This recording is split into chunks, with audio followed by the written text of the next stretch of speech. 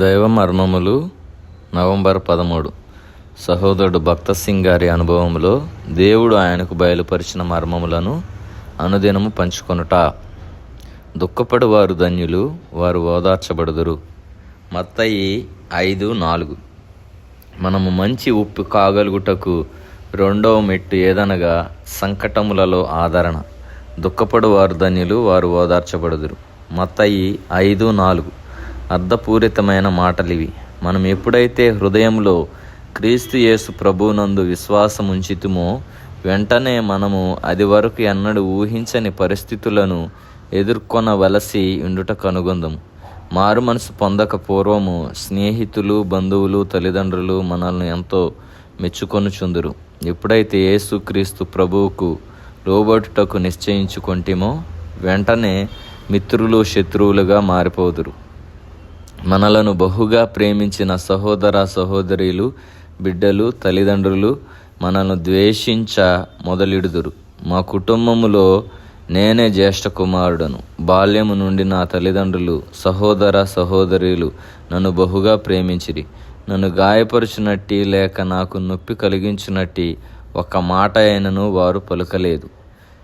ఎప్పుడైతే నేను క్రైస్తవుడనైతినో ప్రభువైన యేసుక్రీస్తు నా స్వంత రక్షకుడై నా జీవితమును మార్చివేసి నా చెడు మార్గముల నుండి నన్ను తప్పించి నాకు నూతన జీవమును అనుగ్రహించెనో అప్పుడు నా బంధుమిత్రాదులు నన్ను త్రోసివేసిరి. 1933లో నేను ఇండియాకు తిరిగి రాగా ముంబైలో వారు నన్ను కలుసుకొనుటకు వచ్చిరి.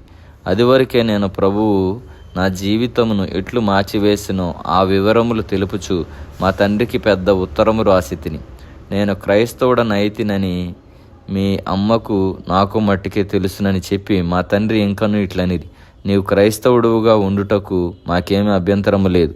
నీవు క్రైస్తవ కూటములకు వెళ్ళుట ఆపుచేయము, ఎక్కడికైనా వెళ్ళు, ఏమైనా చేయము. అయితే ఈ ఒక్క మనవి, మన ఇంటిలో ఉన్నంత కాలము నీవు క్రైస్తవుడనని చెప్పుకొనవద్దు. అప్పుడు నా తండ్రితో నేను ఇట్లాంటిని, ప్రభువైన యేసుక్రీస్తు నా జీవితమును మార్చివేయని ఎడల ఎప్పటికీ కూడా పాపంలోనే జీవించెడివాడను. డంపంతా దారపోస్తూ దుర్మార్గపు పనులు చేయుచుండెడివాడను. ఇప్పుడు యేసుక్రీస్తు ప్రభువు నన్ను రక్షించి మార్చివేసి నాకు నూతన జీవమిచ్చి ఉన్నాడు. మీకు రక్షణ మార్గమును చూపించుటకు ఆయన నన్ను పంపి ఉన్నాడు. నేను ముక్కు నోరు మూసుకొని ఎంతకాలం జీవించగలను? అదే విధముగా ఇప్పుడు నా ప్రభువు నాకు జీవమై ఉన్నాడు. నేను ఆయనను బొంకితే జీవించడం ఎలాగూ? అలాగైతే ఇంటికి రావద్దు అని మా తండ్రి అన్నారు. అమ్మతో దేవునికి మొదటి స్థానం ఇవ్వవలనంటిని గాని అంతకంతకు ఆమె ఏడ్పు అధికమగుట చూడగా ఈ తలంపు నాకు వచ్చినది. అమ్మను గురించి నేను ఇంటికి వెళ్ళేదను. నా తల్లి కదా, ఆమెను గనపరచవలను. 4 దినముల కొరకు వెళ్ళేదను. ఈ సంగతి ఆమెకు చెప్పబోచుండగా ఏదో నా గొంతుకులో పట్టుకొనినట్లు అయ్యి నోటి నుండి మాట రాకుండాను.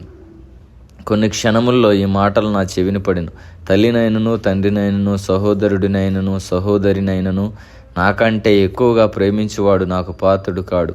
నాగటి మీద చేయి పెట్టి వెనుక తట్టు చూచువాడెవడునూ దేవుని రాజ్యమునకు పాత్రుడు కాడు. అప్పుడు నా తల్లితో, అమ్మ, నేను రాలేను, నాకు నా దేవుడే ప్రాముఖ్యము అని అంటిని. అప్పుడు వారిద్దరు నన్ను ముంబైలోనే వదిలేసి వెళ్ళిపోయిరి.